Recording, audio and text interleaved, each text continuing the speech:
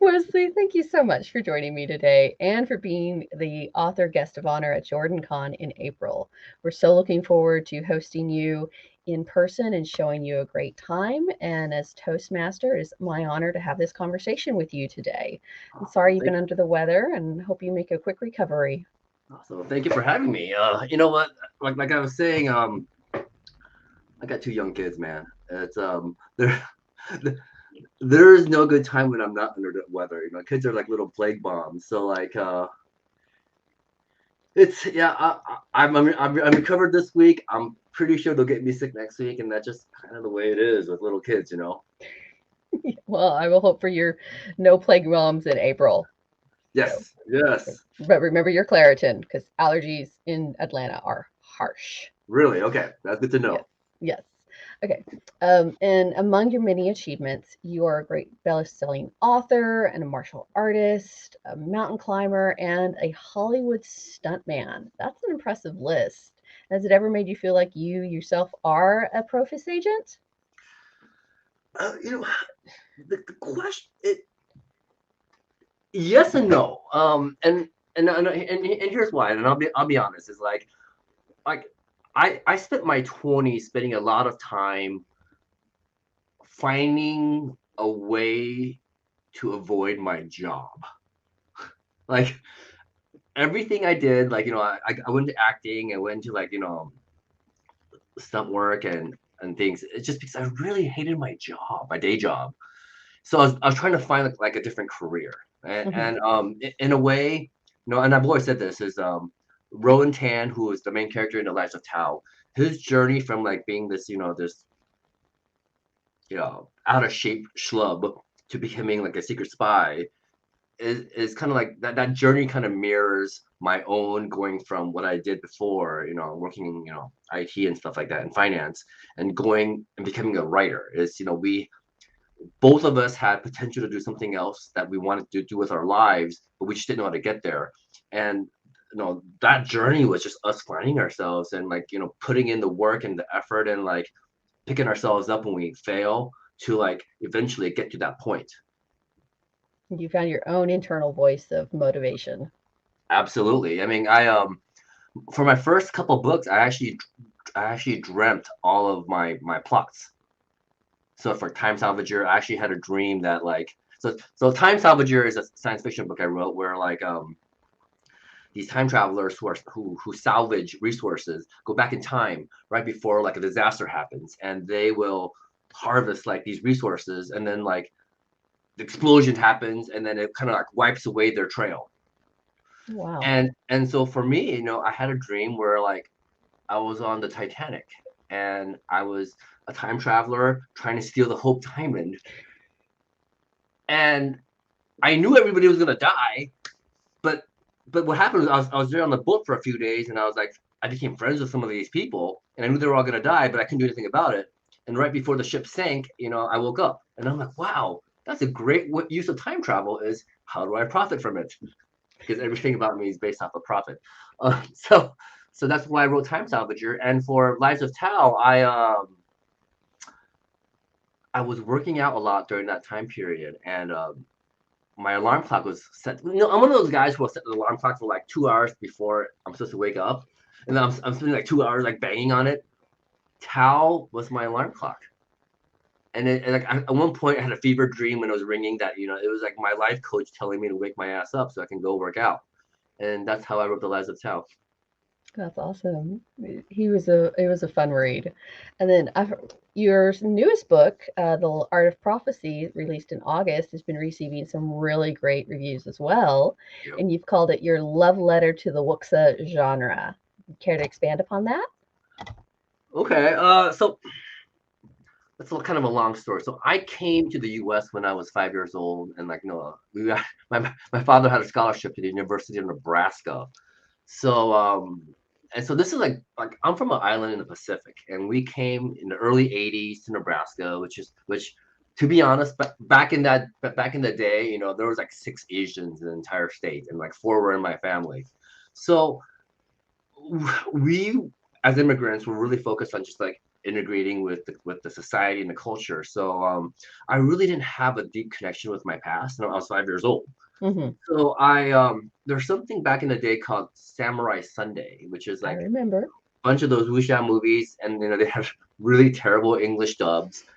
And that's kind of what I glommed onto, is like, this is how I learned about the old country, where all my people could fly and we all punched through walls and we all like, drank from big, vases or gourds or whatever.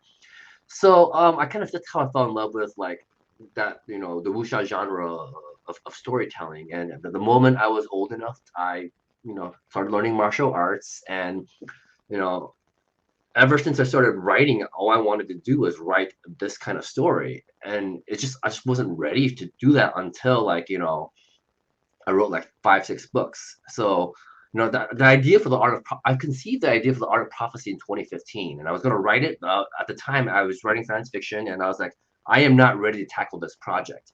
And it wasn't until like 2019 when finally, I had like 8 books under my belt, where I was like, okay, I am now ready to do this project, and finally tackled it.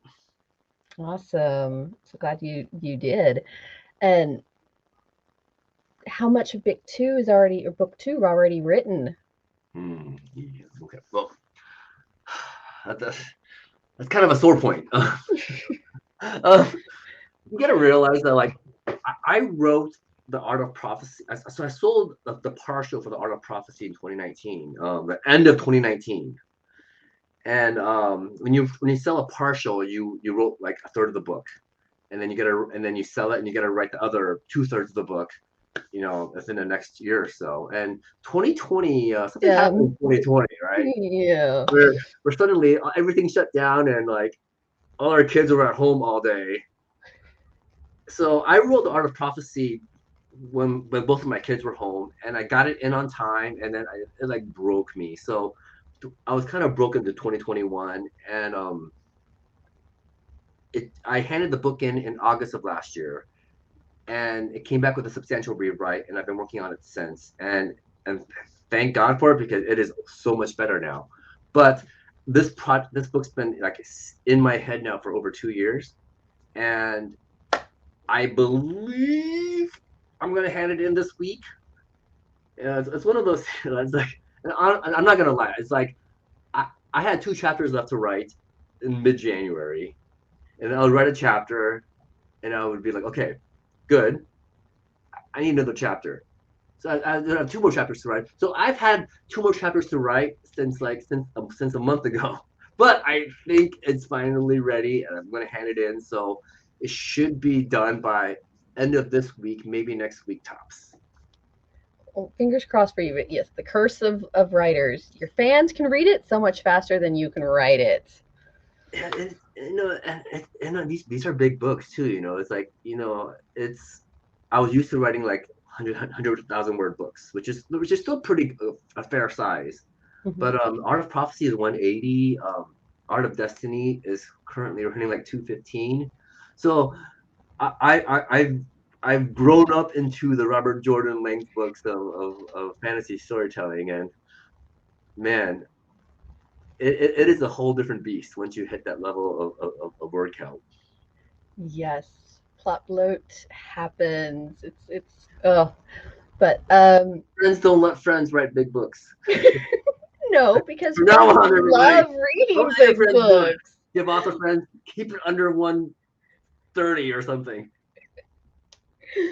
But so many people love reading the bigger books. I I love big books know. and I I cannot grew up on lie. big books, and I've always wanted to write big books until I read a big book, and now I'm like, oh, just don't do it, man. You're not getting paid more per chapter. Well, so who are some of your writing inspirations, big or small? Oh man. I mean, I, I heard, I believe it was on Writing Excuses, you said that Lee Child helped you write fight scenes. yes. Well, so I come from a stuntman background. So when you come from like that kind of background, action is very specific. Is you want to make sure that everything is set up in a way that no one gets hurt. you know, that the actions are clear and believable, and that the viewers, when they watch the scenes unfold, they can follow along. That works great for screen. It does not work as well for writing. And when I, first wrote The Lives of Tao, I had these long fight scenes that were intricate and believable, and I could do every single scene. The problem with that is what works on screen doesn't always translate well to page. So when my early beta readers, they were like, "Oh my gosh, this fight scene goes on forever," and that's a problem. It's the worst sin you can have in action is to be boring. Right. So one of the things, and so my agent at the time was like, "Hey, you know what? You should read some Lee Childs. He writes in a way that gets to the point without being overly burdensome, and that's one thing I had to hone on early in my career is how do I make a fight scene good without being boring while still being authentic, and a lot of it is emotional beats, and it's the quiet and the loud, and it's how you kind of like draft and set up the entire setting so that you actually bring the reader along, and you punch it in at the exact right moment, and then you stop. It's finding that exact short and sweet, but also intricate and knowledgeable. Finding that right balance. That's awesome. So, with all that, and with looks up it being spoiler free, is there a weapon, or since you are a martial artist, anything particular inspired you in the art of prophecy? So there's a weapon called the tongue in the book. Somebody the Viper Strike wields that weapon, and it's basically like 12 feet of rope with a spearhead at the very end, and she can kind of send a jolt through the weapon to turn it into a spear. So it stiffens the shaft, and that is the inspiration for that is off of my specialty, which is called the rope dart. And if anybody ever plays Mortal Kombat, Scorpion, for example, wields the rope dart. Fun fact: Scorpion from Mortal Kombat, his actual name is Danny Pacino, and he was actually one of my early teachers and training partners. So Really? I am very good friends with the whole Mortal Kombat crew. The video game, the OG Mortal Kombat people, not the movies. So like Kung Lao's ex-girlfriend now, I guess I should say, is like one of my best friends. And Scorpion was Johnny Cage. So Danny Hmm. Pacino was Johnny Cage, and he was also Raiden, or is that his brother was Raiden, I think. So all those people were like, because Midway Studios back then was based in Chicago. Hmm. So those were like the old martial art guys that they used. But that was inspiration. So it's all very circular now. You think about it. So that was the rope dart. That's awesome. Yeah, I would kill myself with a rope dart. I would cut my arm off or something, but it was fascinating to read. Oh, thank you. It's not the most practical weapon. I'm not gonna lie. I'm not gonna. It's a big metal spearhead, about half pound in weight, and you wrap the rope around your body before you shoot it out again.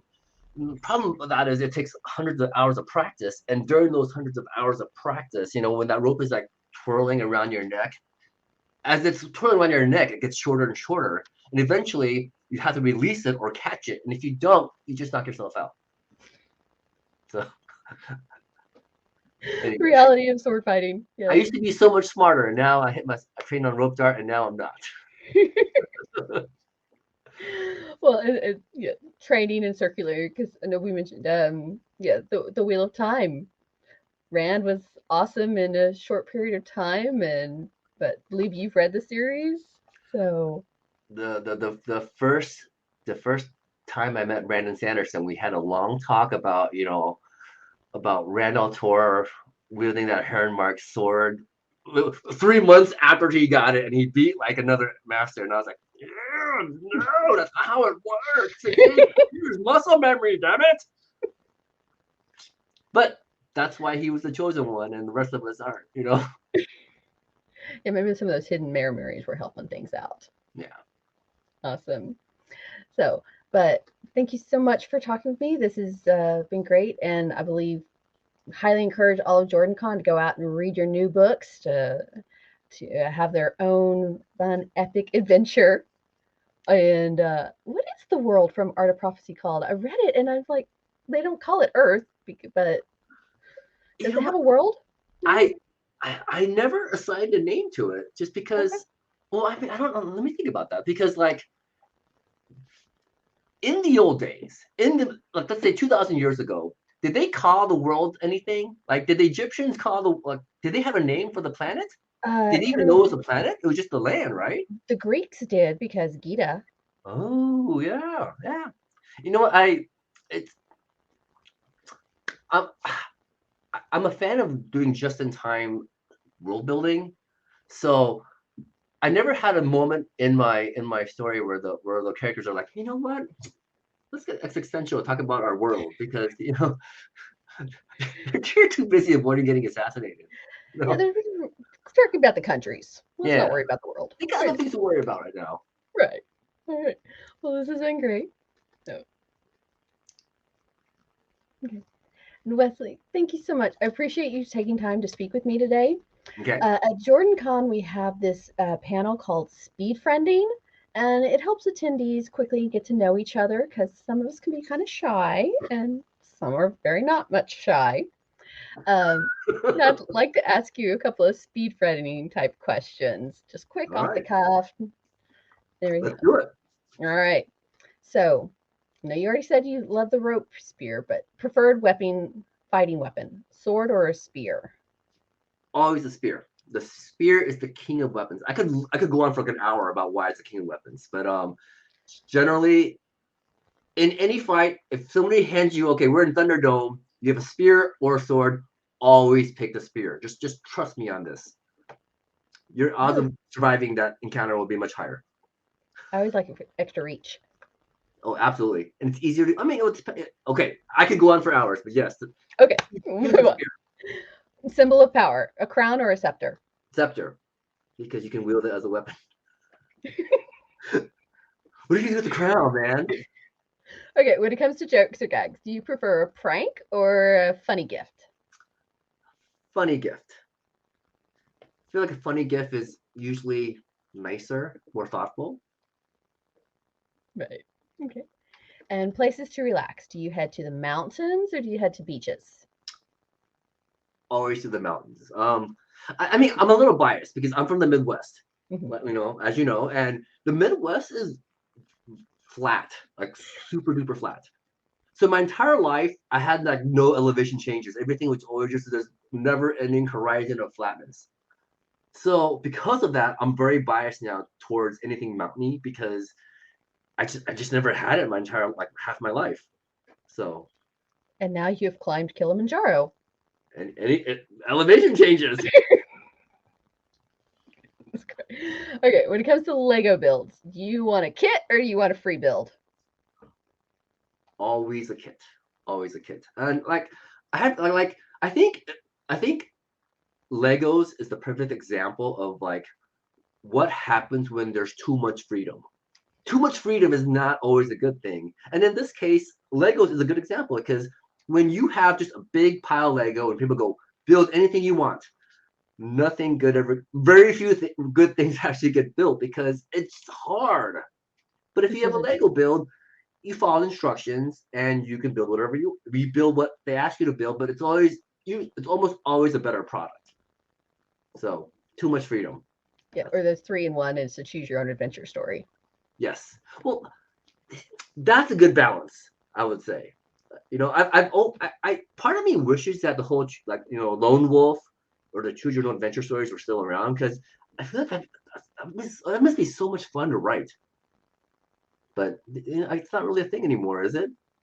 Because if any publisher out there is still doing choose your own adventure stories, please get a hold of me. I would love to write one. Well, I think they've done a few for TV, sure, but yeah, it's a little different in book form. So, all right. And then when it comes to games, do you a card game with Magic the Gathering or online like World of Warcraft? It's so Both. It's kind of both, but like I mean, it depends on where I'm at in my life. Like back in the '90s, I was playing at a pro tour level of Magic the Gathering, so I had like all the really nice like the Beta Power Nines, and Oh.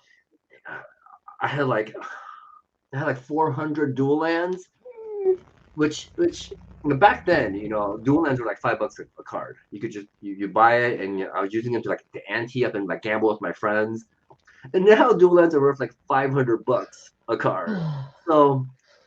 So I look back to that time period. I'm like, wow, I shouldn't have sold everything. But but then eventually, I quit Magic, sold everything because that's not gonna be around that much longer. And then I played. I was a World of Warcraft raid leader. I played all the sandboxes, Assassin's Creeds, and more recently, like past like couple of years, really, I can't play sandbox games anymore. So it's just part of it's like I'm too busy. I don't have the patience. I don't have the. I need more structured storytelling. No more free play. I want some structured storytelling. Is what it came down to. And now I don't have time anymore. So I've gone back to playing Magic the Gathering Arena. So it's kind of like my go-to procrastination where I'm working and I just need a little break. I'll just play a couple hands of Magic, and then I go back to work. Awesome. Well, you made our game master happy because we have a game track and he'll set you up. I'm in, man. Let's do it. I will play Magic all day. But if no, I shouldn't say that. I'm going to be working at the con. So There's always the nighttime. yeah, Nighttime fun. yeah. I got things to do now. Okay. When it comes to food, because I'm a foodie, spicy or sweet? Always spicy. Like like in this country, we have something we could like, and this is a very Asian thing. We always go there's like white man spicy, and there's like spicy, and we're all about the spicy. Mhm. It's and I mean, look, it's just a different expectations for spice level in Yes. in this country, and I mean, but don't get me wrong, there are some places where it's like crazy spicy. Like that one exception is like we talked about this earlier. The one exception is like Cajun spicy, which is just that's legit. That's I've gone to Cajun restaurants where they made me sign a waiver if I was going to order this dish, and I did sign a waiver, and I regret ordering the dish because it was just that bad. It like ruined my entire weekend in like a hurry. You're like, oh, that's why you signed that waiver. It reminds me of buying the hot sauces when you had to sign a waiver in order to get the Yeah, ghost peppers when those things were first on the yeah, market and real and that's popular. it's. I mean, at one point, something like that is like it's not about flavor profile. It's how much we can like throw a fist in your face. Yeah, it's like, okay, fine, spicy, but I want flavor. I still want to still Yes, have my yes. taste buds. At some point, it ruins the whole dish. Some spice makes the dish, other spices ruin the whole dish. But that's why you sign a waiver. And when they give you a waiver, that's something you got to keep in mind. Do I want to actually eat this? How much if I kind of regret it later. Yeah. But And then okay. it became a thing. It's a challenge, and that then you're expecting it to kind of ruin you. Yes, the food So challenges. yeah. Whole other can of worms there. All right, and then final question. Would you be either able to not tell a lie or only be able to tell the truth? So would I rather be an Aes Sedai? Mm-hmm. Which I feel like that is the lesser limiting factor as opposed to because if you can only tell the truth, then yeah, because okay, if people know that I can't lie, that is a that is allows me to have a higher level of manipulation than somebody who can only tell the truth. So I'm gonna have to go this way because there's there's no benefit from only telling the truth, but there's a lot of benefit from like people knowing that you can't lie. So many shades of gray and all I there. know I'm trying like how do I profit from this? Well, your writer brain, you can definitely, Right. draw some inspirations from all that. So wonderful. Wesley, again, thank you so much for playing speed friending with me. It's been a real pleasure, this conversation. But it's time to let you get back to writing and finishing those two last chapters. So you Let's think. do it. Thank you for having me, Deana. I'm really looking forward to Jordan Con this year. It's gonna be great. Yay. So meanwhile, everyone go out and check out his Wuxa's Love Letter, The Art of Prophecy. It's well worth the read. And we will have a wonderful time with you come April. Thank you so Awesome, much. guys. See you guys there. All right. Bye.